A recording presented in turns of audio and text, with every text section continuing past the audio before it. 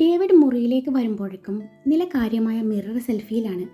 Variety expression ഇട്ടുകൊണ്ട് cuteness വാരി വിതറുകയാണ്. മഞ്ഞ കളറിൽ മിറർ വർക്ക് ചെയ്ത ഷോൾഡർ സ്ട്രാപ്പ് ക്രോപ്പ് ടോപ്പും നീളമുള്ള ജോർജറ്റ് ജാക്കറ്റും കൂടെ പലാസോ പാൻറ്റും. ഇതായിരുന്നു അവളുടെ വേഷം. മഞ്ഞ കളറിൽ തന്നെയുള്ള ഫ്രണ്ട് ഓപ്പൺ ജാക്കറ്റായിരുന്നു. പാൻറ്റിനും ക്രോപ്പ് ടോപ്പിനും ഇടയിൽ കൂടെ അവളുടെ വെളുത്ത വയറ് എടുത്ത് കാണിക്കുന്നുണ്ട്. അവൻ കുറച്ചു നേരം അവിടെ ഇവിടേക്കും അവൾ കാണാതെ നോക്കി നിന്ന ശേഷം അവളുടെ അരികിലേക്ക് നടന്നു. ഇതെന്താ ഇവിടെ നടക്കുന്നേ? മെറ്റേണിറ്റി ഫോട്ടോഷൂട്ടാണോ? അല്ല നിലൂട്ടിയെ, ഇത് ഏതായി ഡ്രസ്സ്? നിനക്ക് നന്നായിട്ട് ചേരുന്നുണ്ട്. ഡേവി അവളുടെ വയറിലൂടെ കൈയിട്ട് വട്ടം ചുറ്റി പിടിച്ചുകൊണ്ട് പറഞ്ഞു. ഇത് നമ്മുടെ ആനിവേഴ്സറിക്ക് സ്വാതി എനിക്ക് ഗിഫ്റ്റ് തന്നതാ. ഡ്രസ്സ് കൊള്ളാം, അടിപൊളി. സ്വാതിയുടെ സെലക്ഷനും കൊള്ളാം. പക്ഷേ ഈ വയറിങ്ങനെ കാണിച്ചിട്ട് ഫോട്ടോ എടുക്കണോ? അത് പിന്നെ അവൾ പറഞ്ഞിരുന്നു ഈ ഡ്രസ്സ് ഇട്ടിട്ട് അവൾക്ക് ഫോട്ടോ സെൻഡ് ചെയ്ത് കൊടുക്കണമെന്ന്. അവൾക്കല്ലേ വയറിത്തിരി കണ്ടാലും കുഴപ്പമില്ലെന്ന്. ആര് പറഞ്ഞു കുഴപ്പമില്ലെന്ന്? കുഴപ്പമുണ്ടല്ലോ. അവളുടെ ഫോൺ വാങ്ങിക്കൊണ്ട് ഡേവി പറഞ്ഞു. ഇച്ചായ അതിങ്ങ് തരൂന്നേ.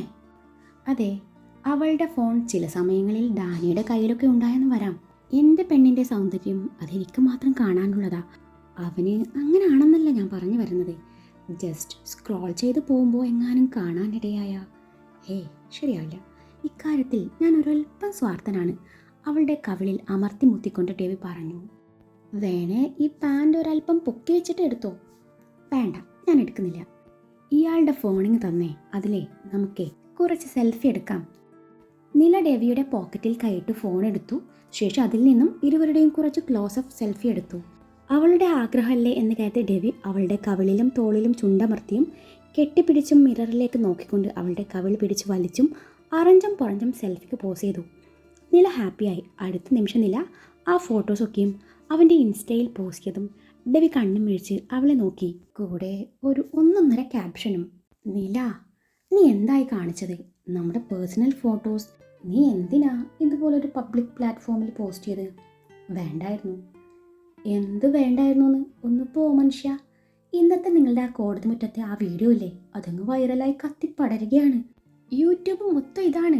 പ്രമാദമായ അശ്വതി മർഡർ കേസ് വാദിച്ച ചുള്ളം വക്കീലിനോട് പെൺപിള്ളേർക്ക് ക്രഷ് അടിച്ചെന്ന്. അതിലെ കമൻസ് ആൻഡ് ഹാലിളകി എന്നോട് തന്നെ നിങ്ങളിത് പറയണം. ഞാൻ നിങ്ങളുടെ ഇൻസ്റ്റാ അക്കൗണ്ട് തുറന്നു നോക്കിയപ്പോൾ കൂനിന്മേൽ കുരു എന്ന് പറയും പോലെ ഒറ്റ അടിക്ക് 1 ലോഡ് ഫോളോവേഴ്സ് കൂടിക്കിടക്കുന്നു. ഞാനിവിടെ ഞെട്ടി പണ്ടാരടങ്ങി നിൽക്കുക. അതിൻ്റെ കൂടെ നിങ്ങളുടെ ഇജാതി ടോക്ക് പൊക്കോണം അവിടെ നിന്ന്. അവർ കാണട്ടെ ചുള്ളം വക്കീലെ ഈ ചുള്ളത്തി പെണ്ണിൻ്റെ മാത്രം സ്വന്തമാണെന്ന്. നിലയോടാണ് അവരുടെ കളി. ക്രഷാണത്രേ ക്രഷ്. ഇനി എന്നെ കണ്ടിട്ട് വല്ല ചെക്കന്മാർക്ക് ക്രഷ് അടിക്കുമെന്ന് നോക്കാലോ. അതിനിവിടെ വല്ല ചെക്കന്മാരും വന്നാലല്ലേ? മൊത്തം പെൺപിള്ളേരല്ലേ. ഈ പെണ്ണുങ്ങളൊക്കെ എന്താ ഇങ്ങനെ? ആരാൻ്റെ അടുപ്പ് പോയി കഷ്ടപ്പെട്ട് തീ കത്തിക്കുന്ന നേരത്ത് സ്വന്തമായിട്ടൊരു ഗ്യാസ് സ്റ്റവ് വാങ്ങിയാൽ പോരെ? നില ഓരോന്ന് പറയുന്നുണ്ട്. നില, ഇങ്ങനൊരു ചൊല്ല് ഞാൻ ആദ്യമായിട്ട് കേൾക്കുക. ഞാനും. ഇതിപ്പോൾ ഉമ്മ വെക്കുന്ന ഫോട്ടോസല്ലേ പോസ്റ്റ് ചെയ്യുള്ളൂ, അല്ലാതെ മറ്റൊന്നുമല്ലല്ലോ. അതും പറഞ്ഞവൾ അവൻ്റെ ഫോൺ തിരികെ അവൻ്റെ പോക്കറ്റിലിട്ടു. അവൾ അവൻ്റെ കഴുത്തിൽ വട്ടം ചുറ്റി പിടിച്ചു. അവൻ്റെ ഇരു കാലിന് മേലെയായി കയറി നിന്നതും അവൻ അവളുടെ നെറുകയിൽ ചുംബിച്ചു. ശേഷം മൂക്കുകൊണ്ട് രസി. ഇച്ചായ, ഇച്ചായ, എന്നതാടി ഭാര്യേ? ഐ ലവ് യു ടു നിലാവേ. അവൾ അവൻ്റെ ചുണ്ടുകൾ കവർന്നെടുത്തിരുന്നു. ചുണ്ടുകൾ ബന്ധിപ്പിച്ചുകൊണ്ട് അവളെയും കൊണ്ട് അവൻ അതുപോലെ അങ്ങോട്ടിങ്ങോട്ട് നടന്നു. നടത്തം നിർത്തി ചുംബനത്തിൻ്റെ രസച്ചരട് മുറിയാതെ ഡെവി അവളുടെ ജാക്കറ്റ് അഴിച്ചുമാറ്റി സെറ്റിയിലേക്ക് എറിഞ്ഞു. അവൻ അവളെയും കൊണ്ട് നടത്ത് തുടർന്നു. പിന്നീട് അവൻ അവളെ കൈകളിൽ കോരിയെടുത്ത് ബെഡിലേക്ക് നടന്നു. അവളെ ബെഡിൽ പതിയെ കിടത്തി അവളെ മൊത്തത്തിലൊന്ന് ഒഴിഞ്ഞു നോക്കി. പലോസോ പാൻറ്റും സ്ലീവ്ലെസ് ക്രോപ്പ് ടോപ്പ് ഇട്ടും അവളെ കാണാൻ അത്രയ്ക്കും ഭംഗിയായിരുന്നു. നേരിയ വള്ളിക്കൈ ആയതുകൊണ്ട് തോളും കൈയും മുഴുവനും കാണാം. കൈ മുഴുവൻ വാക്സ് ചെയ്ത് മിനുക്കിയിട്ടുണ്ട്. എവിടെയും ഒരു രോമം പോലും ഇല്ല. ഇതിനിടയിലും അവൾ തൻ്റെ സൗന്ദര്യം ശ്രദ്ധിക്കുന്നുണ്ട്. ഡെവി ചിന്തിക്കാതിരുന്നില്ല. അവളുടെ കഴുത്തിൽ കിടക്കുന്ന താൻ ചാർത്തിയ താലിയും മിന്നും അതവളുടെ കഴുത്തിൻ്റെ ഭംഗി ഒന്നുകൂടി വർദ്ധിപ്പിക്കുന്നുണ്ടായിരുന്നു. ശ്വാസഗതിക്കനുസരിച്ച് ഉയർന്നു താഴ്ന്ന മാറിടങ്ങളും ചെറുതായി കാണുന്ന മാറിടുക്കും. അതിനൊക്കെ പുറമെ അവളുടെ ഭംഗിയുള്ള വയറും. അവൻ അവളുടെ പാൻറ് അല്പം താഴ്ത്തിയതും അവളവനെ കണ്ണു മിഴിച്ചു നോക്കി. കുഞ്ഞു നാഭിച്ചുഴിയും അതിനോട് പറ്റിച്ചേർന്ന് കിടക്കുന്ന ഹിപ്പ് ചെയിനും. ജ്വലിച്ചു നിൽക്കുന്ന അവളുടെ ആ സൗന്ദര്യം അവൻ്റെ സിരകളിലേക്ക് ലഹരിയായി പെയ്തിറങ്ങി. ആ ഒരു നിമിഷം തൻ്റെ മനസ്സ് കൈവിട്ടു പോകുമെന്ന് പോലും അവന് തോന്നിപ്പോയി. അവളുടെ മേനിക്ക് വല്ലാത്തൊരഴകാണെന്ന് അവൻ ചിന്തിച്ചു. തൻ്റെ വികാരങ്ങളെ അവൻ സ്വയം നിയന്ത്രിച്ചു. ദീർഘമായി ഒന്ന് നിശ്വസിച്ചു. അവിടുന്ന് അവൻ്റെ കണ്ണുകൾ താഴേക്ക് ഒഴുകി നടന്നു. അവളുടെ കാൽപാദങ്ങൾക്ക് പോലും പ്രത്യേക ഭംഗിയായിരുന്നു. അതിൻ്റെ കൂടെ സ്വർണ്ണ കൊലുസും. അവൻ്റെ കണ്ണുകൾ തൻ്റെ ഉടലിലാകെ ഒഴുകി നടക്കുന്നത് അവൾ കാണുന്നുണ്ടായിരുന്നു. അവൻ അവളുടെ കാലെടുത്ത് ചുണ്ടോട് ചേർത്തു. ശേഷം അവളുടെ നഗ്നമായ വയറിലവൻ മൃദുവായി ചുംബിച്ചു. തൻ്റെ കുഞ്ഞിന് വേണ്ടിയായിരുന്നു ആ ചുംബനം. തൻ്റെ നഗ്നമായ വയറിൽ അവൻ്റെ കുറ്റിത്താടിയും മീശയും അമർന്നതും നില അവൻ്റെ മുടിയിൽ കൊരുത്തു വലിച്ചു. അവൻ തൻ്റെ കുഞ്ഞിനോട് കിന്നാരം പറയാൻ തുടങ്ങി. മതി, ഇനി എന്നോട് സംസാരിക്ക്, നില അവൻ്റെ മുടിയിൽ പിടിമുറുക്കിക്കൊണ്ട് പറഞ്ഞതും അവൻ മുഖമുയർത്തി അവളുടെ തൊണ്ടക്കുഴിയിൽ അമർത്തി ചുംബിച്ചു. പിന്നീട് കഴുത്തിലേക്ക് മുഖം പൂഴ്ത്തി. നിന്നോട് എന്തോന്ന് സംസാരിക്കാൻ? അവളുടെ കഴുത്തിൽ മുഖമുരസിക്കൊണ്ട് അവൻ പറഞ്ഞു. അവളുടെ കഴുത്തിലും മാറിൻ ചുഴിയിലും അവൻ്റെ ചുണ്ടുകൾ ഇടതടവില്ലാതെ അമർന്നുകൊണ്ടേയിരുന്നു. നിമിഷനേരം കൊണ്ട് അവൻ അവളുടെ ടോപ്പ് തലവഴി ഊരിയെടുത്തു. അതോടൊപ്പം ഇന്നർ വെയറും അവളുടെ മാറിടത്തിലേക്ക് അവൻ മുഖം പൂഴ്ത്തി കിടന്നതും അവൾ നീങ്ങിപ്പോയിരുന്നു. അവൻ്റെ കൈ അവളുടെ ഇരുമാറിലും ഒരേ സമയം അമർന്നതും അവളിൽ നിന്നും ശീൽക്കാരങ്ങൾ ഉയർന്നു. അവളുടെ ഇരുമാറും അവൻ മാറി മാറി നുണഞ്ഞുകൊണ്ടേയിരുന്നു. ആ നിമിഷം അവളുടെ കണ്ണുകൾ കൂമ്പി അടഞ്ഞു പോയിരുന്നു. അവൻ്റെ കൈ അവളുടെ പാൻറ്റിനുള്ളിലേക്ക് ഇഴഞ്ഞു നീങ്ങി തുടങ്ങി. അവൻ്റെ കൈവിരലുകൾ അവളിൽ ആഴങ്ങളെ തേടിപ്പോയതും ഒന്ന് കുറുകിക്കൊണ്ട് അവളൊന്ന് ഉയർന്നു പൊങ്ങി. അവളിൽ നിന്നും ശീൽക്കാരങ്ങൾ ഉയർന്നു വന്നു. എന്തായി കാണിക്കുന്നേ? വേണ്ട, എനിക്ക് വേദനിക്കുന്നു. പ്ലീസ് വേണ്ടെന്നേ. ഇതാണോ നിങ്ങളുടെ കെട്ടിപ്പിടിച്ചുള്ള ഉറക്കം? അവൾ അവൻ്റെ പുറമേനിൽ പിടിമുറുക്കിക്കൊണ്ട് പറഞ്ഞതും അവൻ അവളുടെ മാറിൽ തൻ്റെ പല്ലുകൾ ആഴ്ത്തി അവൾക്ക് കുഞ്ഞു നോവ് സമ്മാനിച്ചു. അതോടൊപ്പം അവൻ തൻ്റെ കൈ അവളിൽ നിന്നും പിൻവലിച്ചിരുന്നു. അവൻ അവളെ നോക്കി കണ്ണിറക്കിയപ്പോൾ അവൾ അവനെ കൂർപ്പിച്ചു നോക്കി. ആ നിമിഷം അവൻ അവളുടെ ചുണ്ടുകൾ തൻ്റേതാക്കി മാറ്റിയിരുന്നു. ഒരു ദീർഘചുംബനത്തിന് ശേഷം അവൻ തൻ്റെ ഷർട്ട് ഊരി മാറ്റി അവളെയും പുണർന്നുകൊണ്ട് ഉച്ചയുറക്കത്തിലേക്ക് വഴുതി വീഴുകയായിരുന്നു. നിർത്താതെയുള്ള കോളിംഗ് ബെൽ കേട്ടാണ് ഇരുവരും ഉറക്കമുണരുന്നത്. ഡേവിഡ് ഉറക്കച്ചടവോടെ തൻ്റെ ഫോൺ എടുത്തു നോക്കി. അപ്പോഴേക്കും സമയം 8 മണി. ഓ ഗോഡ്! അവൻ എഴുന്നേറ്റ് മുഖം കഴുകി മുഖം ടവൽ വെച്ച് തുടച്ചു. കണ്ണാടിയുടെ മുന്നിൽ നിന്ന് മുടിയൊക്കെ നേരെയാക്കി അവൻ നിലയെ ഒന്ന് നോക്കി. ഈ സമയത്ത് നില ബ്ലാങ്കറ്റും കൂട്ടിപ്പിടിച്ചു ശരീരം മറച്ചു ഉറക്കച്ചടവോടെ ഇരിപ്പുണ്ട്. നില പെട്ടെന്നേ മറ്റൊരു ഡ്രസ്സിട്ട് റെഡിയായി വാ, ഞാനേ ആരാന്ന് നോക്കട്ടെ, അതും പറഞ്ഞ് അവൻ അവളുടെ കവളിൽ അമർത്തി ചുംബിച്ചു. അവൻ മുറിവിട്ടിറങ്ങി. ഡോർ തുറന്ന ഡെവി മുന്നിൽ നിൽക്കുന്നവരെ കണ്ട് കണ്ണു മിഴിച്ചു നോക്കി. ഇതെന്താ എല്ലാവരും ഈ നേരത്ത്? അലോഷി, ഡാനി, ടോണി, അലീന, സ്വാതി, സെലിൻ, ടീന എന്നിവരെ കണ്ട് ഡേവിഡ് ചോദിച്ചു പോയി. ഒന്ന് മാറി നിൽക്ക മനുഷ്യ, ഞങ്ങൾ അകത്ത് കയറട്ടെ എന്നും പറഞ്ഞ് അലീന ഡെവിയെ പിടിച്ചു മാറ്റി അകത്ത് കയറിയതും ബാക്കിയുള്ളവരും കൂടി കയറി. അല്ല, നിലേച്ചി എവിടെ? അലീന ചുറ്റും കണ്ണോടിച്ചുകൊണ്ട് ചോദിച്ചു. അവള് മുറിയിലുണ്ട്, ഡെവി മറുപടി കൊടുത്തു. ആണോ, വാ നമുക്കേ അങ്ങോട്ട് പോവാം എന്നും പറഞ്ഞ് അലീന മുകളിലോട്ട് പോവാൻ ഒരുങ്ങിയതും ഡെവി അവളുടെ കയ്യിൽ പിടിച്ചു നിർത്തി. അതൊന്നും വേണ്ട, അവൾ വന്നോളും, അവൾ ഫ്രഷ് ആവുകയാണ്, ഡേവിഡ് അല്പം പരിഭ്രമത്തോടെ പറഞ്ഞു. കാരണം അവളിപ്പോൾ ഏത് അവസ്ഥയിലാണെന്ന് പോലും അവൻ അറിയില്ല. ചിലപ്പോൾ മടി പിടിച്ച് വീണ്ടും അതുപോലെ കിടക്കുന്നുണ്ടാവും. അവൻ ചിന്തിക്കുകയായിരുന്നു. ഡേവിഡ് പറഞ്ഞത് കേട്ടതും ഡാനി അവനെ ഒന്ന് ഇരുത്തി നോക്കി. ഡേവിയുടെ മുഖം കണ്ടാലറിയാം ഇപ്പോൾ ഉറങ്ങി എഴുന്നേറ്റതാണെന്ന്. അതിൻ്റെ കൂടെ അവൻ്റെ കഴുത്തിൻ്റെ ഭാഗത്ത് കാണുന്ന സിന്ദൂരം കൂടി കണ്ടതും ഡാനിക്ക് ചിരി വരുന്നുണ്ടായിരുന്നു. ഈ പെൺപിടകൾ ഇതെങ്ങാനും കണ്ട വക്കീലിൻ്റെ മാനം വിമാനം കയറും. അതുകൊണ്ട് ഡാനി ഡെവിയുടെ കൈയും പിടിച്ച് പുറത്തേക്ക് നടന്നു. എന്താടാ കാര്യം, നീ എവിടേക്കാ എന്നെ കൊണ്ട് പോകുന്നേ? ഉമ്മ തരാൻ. ഒന്ന് പോ വക്കീലെ. രണ്ടും കൂടി റൊമാൻസൊക്കെയും കഴിഞ്ഞ് ഉറക്കായിരുന്നു അല്ലേ? ഈ കഴുത്തിലെ സിന്ദൂരൊക്കെയും തുടച്ചു കളഞ്ഞിട്ട് വരണ്ടേ? കൊച്ചു കള്ളൻ, ഏത് നേരം ഇത് തന്നെയല്ലയോ പണി? ഭാഗ്യവാൻ. ഡാനി പറഞ്ഞത് കേട്ടതും ഡേവിഡ് വെപ്രാളത്തോടെ അത് തുടച്ചു കളഞ്ഞു അവനെ ഗൗരവത്തിൽ നോക്കി.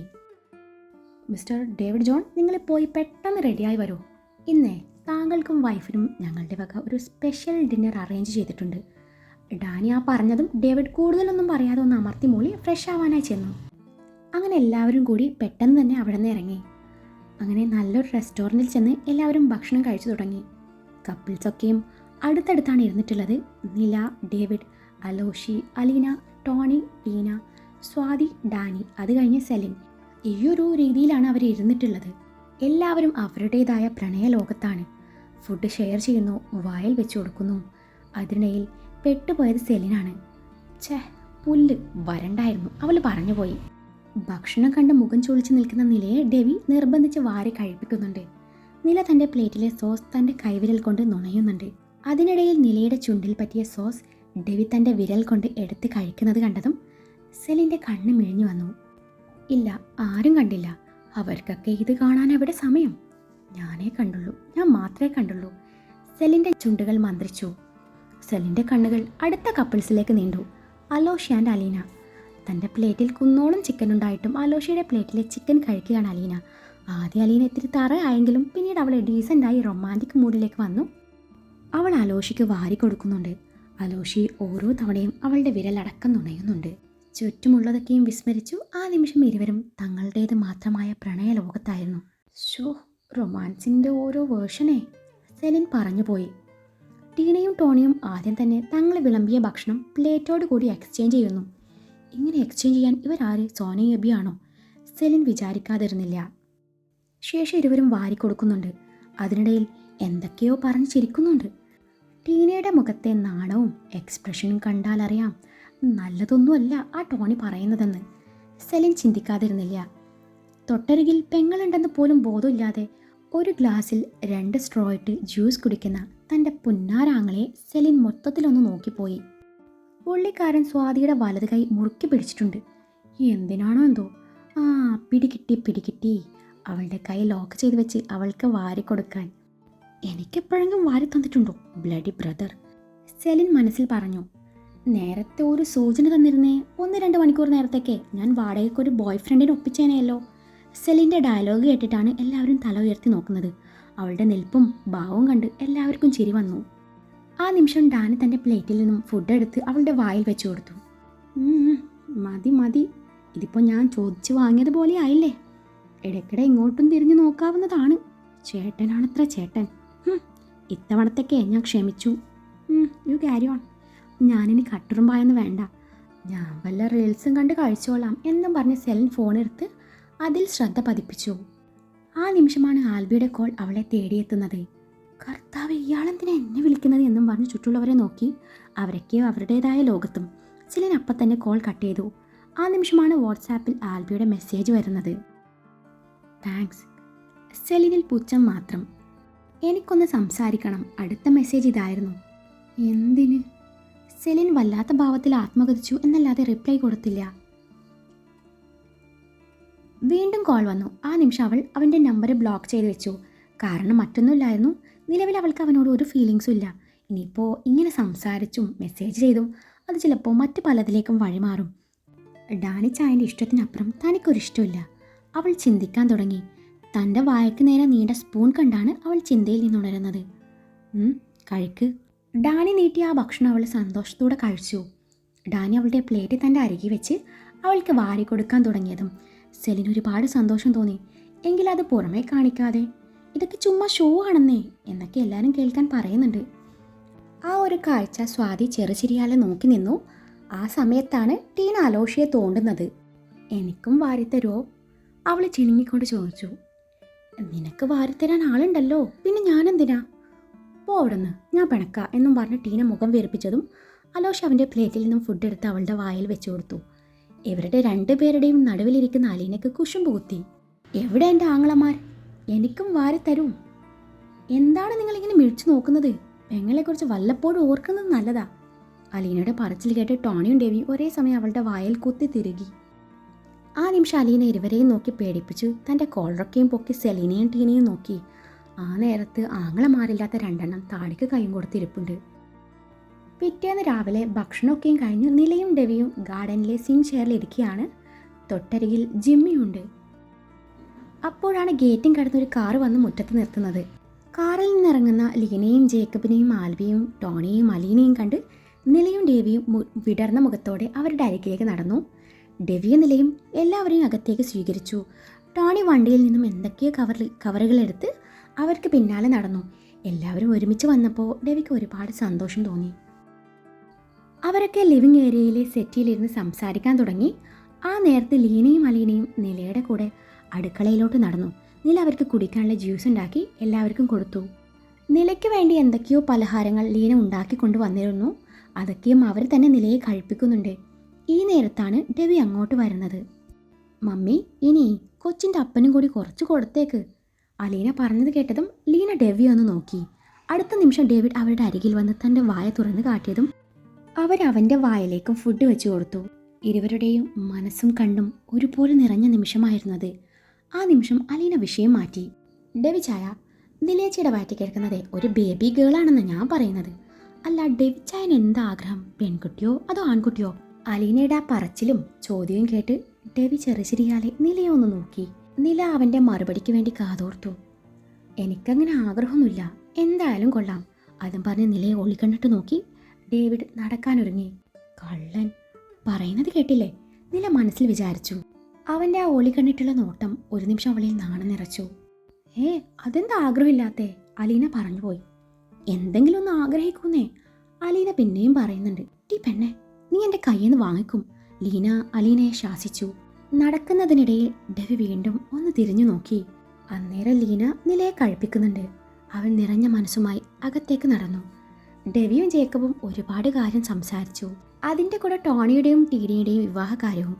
ആൽബി കൂടി വിവാഹത്തിന് സമ്മതം മൂളിയെന്നും സെലിനെ തന്നെ അവന് ആലോചിച്ചാലോ എന്നും ഡെവിയോട് ജേക്കബ് അഭിപ്രായം ചോദിച്ചതും ഡെവിക്ക് എതിരഭിപ്രായമൊന്നും ഇല്ലായിരുന്നു. പക്ഷെ ഡാനിയുടെ മനസ്സിൽ എന്തായിരിക്കുമെന്ന് അവന് ഒരു ഊഹവുമില്ലായിരുന്നു. ഇവിടെ നിന്ന് നേരെ അങ്ങോട്ടാണ് പോകുന്നതെന്നും താൻ കൂടെ വരണമെന്ന് ജേക്കബ് പറഞ്ഞപ്പോൾ ഡെവി എതിരൊന്നും പറഞ്ഞില്ല. ഉച്ചഭക്ഷണം പുറത്തുനിന്ന് വരുത്തിച്ചതായിരുന്നു. എല്ലാവരും ഒരുമിച്ചിരുന്ന് ഫുഡൊക്കെയും കഴിച്ച് ഡാനിയുടെ വീട്ടിലേക്ക് യാത്ര തിരിച്ചു. ഇതേ സമയം ഡാനിയുടെ വീട്ടിൽ സെലിൻ മുറ്റത്തെ മാവിൻ്റെ കൊമ്പിൽ കയറിയിരിപ്പുണ്ട്. ഒരു കയ്യിൽ ഷർട്ടും മറ്റേ കയ്യിൽ വടിയും പിടിച്ച് അവൾ ഇറങ്ങി വരുന്നതും കാത്ത് ഡാനി മരത്തിന് താഴെ നിൽപ്പുണ്ട്. ഡി, ഇറങ്ങി വരാൻ. ഇല്ല, ഞാൻ ഇറങ്ങൂല. ഇറങ്ങാൻ ഇല്ലെന്നല്ല പറഞ്ഞേ. ഇതെന്താടി? ഡാനി തൻ്റെ കയ്യിലെ ഷർട്ട് അവൾക്ക് നേരെ തുറന്നു പിടിച്ചുകൊണ്ട് ചോദിച്ചു. കണ്ടാൽ അറിഞ്ഞൂടെ, ഷർട്ടാണെന്നേ എനിക്കും അറിയും. ഈ ഷർട്ടിൻ്റെ അവസ്ഥ കണ്ടില്ലേ, ഇതെന്താണെന്നാണ് എനിക്കറിയേണ്ടത്. നിന്നോട് ആരാടി പറഞ്ഞത് എൻ്റെ ഷർട്ട് എടുത്ത് അലക്ക് കല്ലിൽ കൊണ്ടുപോയി വാട്ടിപ്പിഴിയാൻ? ഇനി ഇത് ഇടാൻ പറ്റുമോ? കർത്താവേ, എന്ത് നല്ല ഷർട്ടായിരുന്നു. ഇച്ചായനല്ലേ രാവിലെ പറഞ്ഞത് ഞാൻ ഈ വീട്ടിൽ ഒരു പണിയും ചെയ്യുന്നില്ലെന്നും അമ്മച്ചി ഒറ്റയ്ക്ക് പണിയെടുത്ത് നടുവൊടിഞ്ഞെന്നും. അതുകൊണ്ട് അമ്മച്ചിയെ സഹായിക്കാമെന്ന് കരുതി ഞാൻ എല്ലാവരുടെയും ഡ്രസ്സ് എടുത്തു കൊണ്ടുപോയി വളരെ കഷ്ടപ്പെട്ട് അലക്കിയതാ. ഇച്ചായൻ്റെ ഷർട്ടിലെ ഇന്നലത്തെ ഫുഡിൻ്റെ കറ ആണെന്ന് തോന്നുന്നു. എന്തോ ഒരു കറ കിടപ്പുണ്ടായിരുന്നു. അത് കളയാൻ വേണ്ടി ഞാൻ നന്നായി ഉരച്ചു കഴുകി. എന്നിട്ടും പോവാഞ്ഞപ്പോൾ ഞാൻ ക്ലോറക്സ് യൂസ് ചെയ്തു. ഇത്രയും മാത്രമേ ഞാൻ ചെയ്തുള്ളൂ. അതിനാ നിങ്ങൾ എന്നെ ഇങ്ങനെ ഓടിച്ചു മരത്തിൽ കയറ്റിയത്. സെലിൻ നിഷ്കളങ്കമായി പറഞ്ഞു. ഡിഡിഡി, കറുത്ത ഷർട്ടിലെ കറ കളയാൻ ആരെങ്കിലും ക്ലോറക്സ് യൂസ് ചെയ്യോ? നീ എന്തൊരു തോൽവിയാടി. ഇനി മേല നീ എൻ്റെ ഡ്രസ്സ് തൊട്ടു പോകരുത്. കർത്താവേ, ഇവളെ കെട്ടുന്നവൻ്റെ ഗതി എന്താവും എന്തോ. ഡാനി അത് പറയുമ്പോൾ തലയിൽ കൈവച്ചു പോയിരുന്നു. അക്കാര്യോർത്ത് ഡാനി ചായം പേടിക്കണ്ട. അങ്ങേരുടെ ഡ്രസ്സ് അങ്ങേരെ കൊണ്ട് തന്നെ ഞാൻ അലക്കിപ്പിച്ചോളാം. നീ ഇറങ്ങി വരുന്നോ അതോ ഞാൻ അങ്ങോട്ട് വരണോ? ഡി കുരിപ്പേ, നിനക്കറിയോ, ഇതെനിക്ക് സ്വാതി ഗിഫ്റ്റ് തന്ന ഷർട്ടായിരുന്നു. ആണോ? പോട്ടെ, ഞാൻ സ്വാതി ചേച്ചിയോട് പറഞ്ഞോളാം ഇതുപോലെ ഒരെണ്ണം കൂടി വാങ്ങിത്തരാൻ. അവിടെ നിന്ന് കഥാപ്രസംഗം പറയാതെ ഇറങ്ങി വാടി കുരിപ്പേ. ഇല്ല, ഞാൻ വരൂല. എന്നെ അടിക്കാനല്ലേ? നിന്നെ ഞാനിന്നെന്നും പറഞ്ഞ് ഡാനി മാവ് കൊലിക്കാൻ തുടങ്ങി. അയ്യോ നാട്ടുകാരെ, ഓടി വരണേ, ഇങ്ങനെ എന്നെ മരത്തിൽ നിന്ന് തള്ളിയിട്ട് കൊല്ലാൻ നോക്കുന്നേ. സെലിൻ ഉറക്കെ വിളിച്ച് കൂവുന്നുണ്ട്. ഡാനി പിന്നെയും മരം പിടിച്ചു കുലുക്കി. ആ നേരത്താണ് മുറ്റത്ത് 2 കാർ വന്ന് നിൽക്കുന്നത്. ഒന്നിൽ നിന്നും ഇറങ്ങി വരുന്ന നിലയും രവിയും കണ്ട് സെലിൻ വലിയ കാര്യമാക്കിയില്ല. മറ്റേ കാറിൽ നിന്നും ഇറങ്ങി വരുന്ന ആൾക്കാരെ കണ്ടതും സെലിൻ്റെ കിളികളൊക്കെ രാജ്യം വിട്ടുപോയി. അതോടൊപ്പം താനിട്ട ഡ്രസ്സിലേക്കും അവളുടെ നോട്ടം പോയി. ഒരു 3/4 ഒരു സിമ്പിൾ ടീഷർട്ടും. മുടിയൊക്കെ വാരി വലിച്ച് അമ്മക്കെട്ട് കെട്ടിയിട്ടുണ്ട്.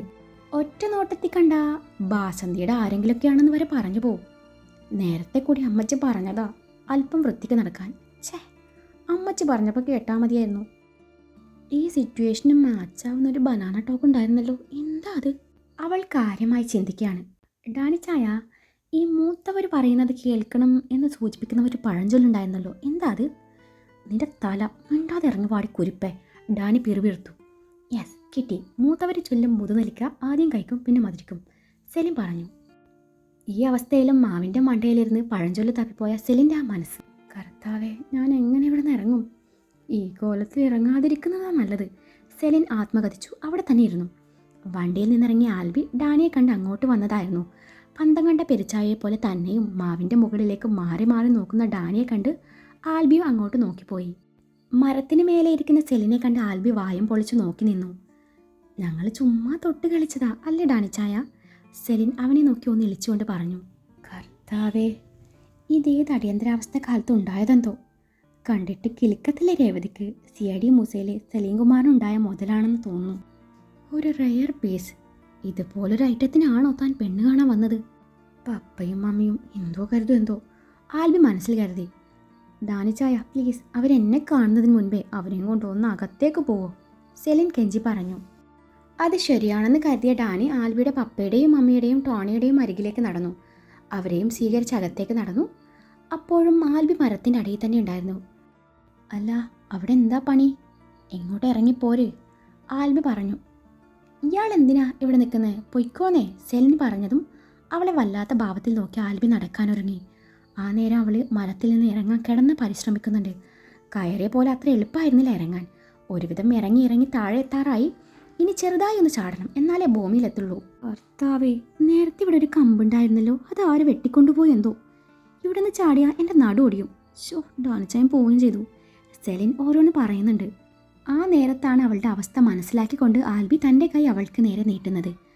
തനിക്ക് നേരെ നീണ്ട കൈ കണ്ടതും സെലിൻ്റെ മുഖം ചുളുങ്ങി. ചാടിക്കോ, ഞാൻ വീഴാതെ നോക്കിക്കോളാം.